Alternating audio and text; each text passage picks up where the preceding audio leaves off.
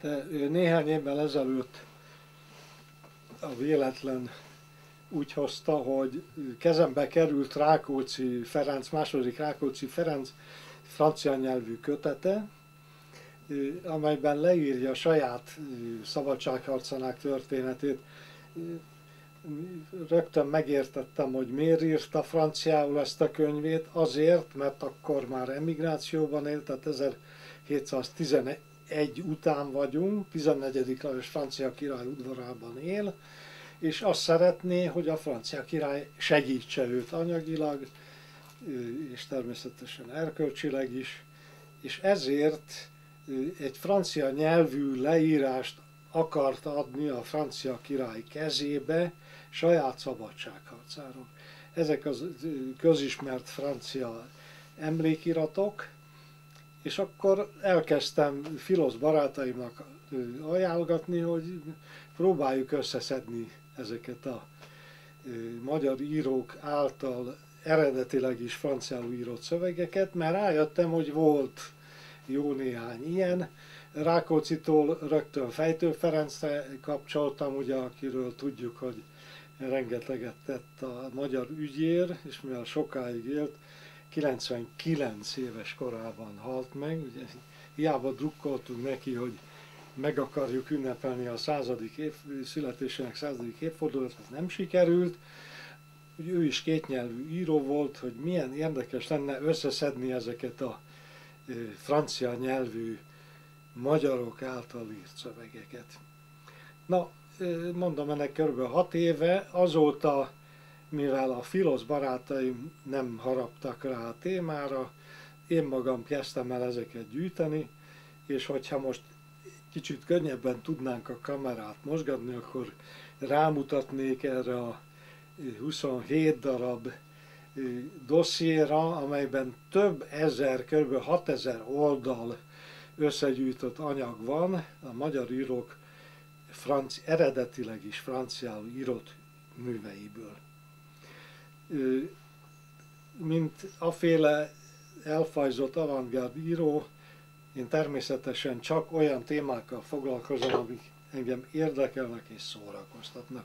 Megrendelésre nem dolgozom, nem érdekel, hogy munkámat kiadja ki, vagy egyáltalán megjelenik-e. Így fogtam bele ebbe a munkába 6 évvel ezelőtt, és 6 éve így csinálom. Remélem, hogy meg fog végül is jelenni. Van francia kiadó, a L'Harmattan kiadó, ő vállalkozik rá, még habozom, hogy kinek adjam oda ezt a munkát. Most ott tartok, hogy mind a Széchenyi Könyvtár, mind a Francia Nemzeti Könyvtárban megnéztem, hogy milyen anyag van, tehát ezt a szakkörökben úgy mondják, hogy megkutattam ezt a két könyvtárat. Nem hiszem, hogy sok minden elkerülte volna a figyelmemet, így van 6000 oldal anyagom. Némely barátom azt mondta, hogy még a főúri levéltárakat is meg kellene kutatni, a Teleki levéltárát, a Rádaiak levéltárát, stb. Ehhez már nekem se időm, se türelmem nincsen, de így is szép anyag gyűlt össze. Miféle anyag gyűlt össze? Éppen most foglalom össze egy jelenleg 120 oldalas bevezetőben. Például nem azt mondom, hogy ezek ismeretlen tényezők a magyar irodalomban, hiszen voltak generációk, frankofon generációk Magyarországon, Eckhard Sándortól kezdve egészen Sőtér Istvánig, vagy jelenlegi irodalomtörténészeink, akik ehhez értenek, és sok mindent összegyűjtöttek, de továbbra is az az érzésem, hogy ez nincs benne a magyar irodalom történetben.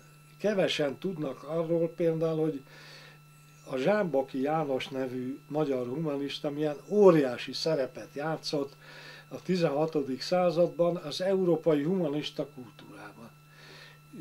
Ő volt az első magyar költő, akinek a verseit lefordították franciára, egy nagyon jó Grolier nevű, ha jól emlékszem, francia költő fordította őt le franciára, és meg is jelent egy gyönyörű kötete, mégpedig Anverben, ezt hogy mondják magyarul? Antwerpen, ugye? Antwerpen, igen. Igen, a Planten nyomdában, egy híres nyomdás dinasztia volt ez a Planten család, Antwerpenben ma is látható a múzeumban. Maga Planten nagyon szerette Zsámbokit, ő maga írt előszót ehhez a francia nyelvű Zsámboki kötethez, mondom, ez volt az első francia nyelvű kötet, akár maga Zsámboki is lefordította volna, mert nagyon jól tudott franciául. Ez a kötet az úgynevezett emblem vagy emblémát a műfajához tartozik. Ez azt jelentette, hogy mivel elég széles olvasó közönségre számítottak, fametszeteket készítettek egy bizonyos erkölcsi problémáról, a házasság, a hűség, a becsületesség, és ehhez írtak különböző nyelven, latinul, franciául, magyarul kis verseket. A Zsámboki is ezt csinálta, hogy írt ezekhez a fametszetekhez, amelyet egy holland fametsző készített, nagyon érdekes latin nyelvű verseket. Ezt mondom, egy költő, aki Ronsard köréhez tartozott, lefordította franciául, Plantin kiadja.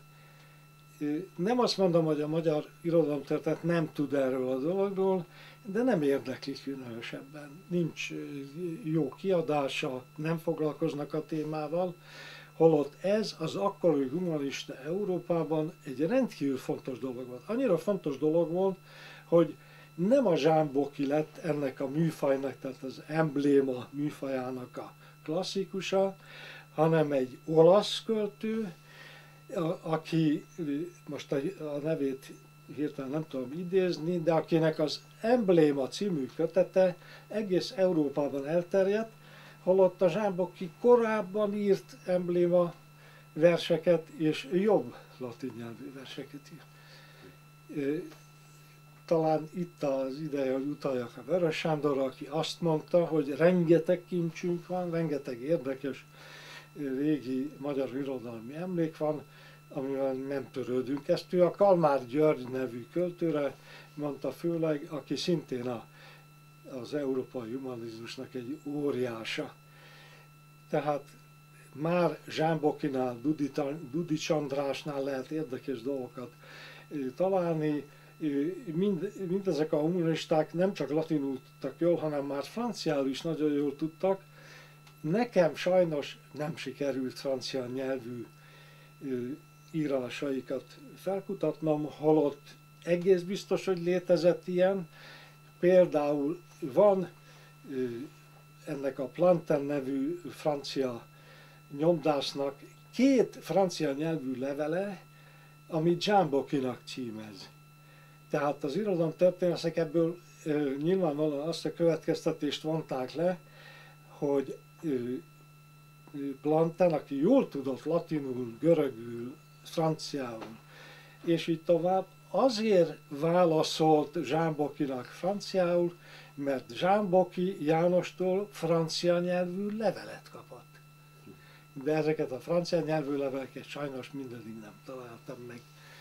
Egy következő nagyon érdekes példa, beszélgettünk itt egymás között róla, ugye Szenci Molnár Albert, akiről egy híres magyar professzor emeritus, most a nevét nem említem, felesleges, azt írta, hogy amíg Olaszországban már Monteverdi meg Palestrina működött, Magyarországnak sajnos csak egy Szenci Molnár Albertje volt.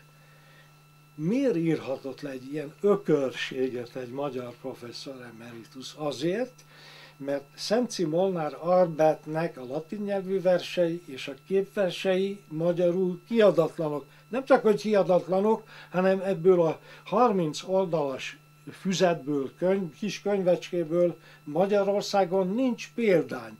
És a régi magyar költők tára, amelyből itt van a könyvtáramban néhány kötet, ebből mindössze 3 vagy 4 ismer és közöl, mert csak annyit sikerült annak idején az irodalomtörténészeinknek valószínűleg a francia nemzeti könyvtárban lemásoltatni.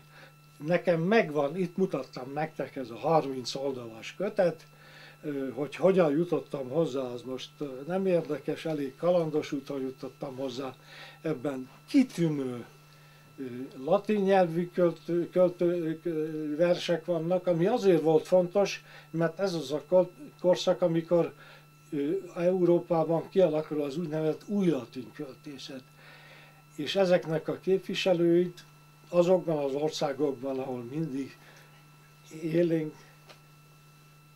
élet volt, tehát Németországban ismerik, tehát a németek igenis számon tartják Szent Simon Rónbert latin nyelv, kitűnő latin nyelvű műveit. Mint említettem, van francia kiadóm, egyelőre még nem tudom, hogy nekik adom oda a kötetet, vagy jobb kiadót keresek. Minden esetre a franciáknak van egy olyan programjuk, aminek az a címe, hogy frankofónia, ez szerintem tökéletesen belevág a frankofónia témáját.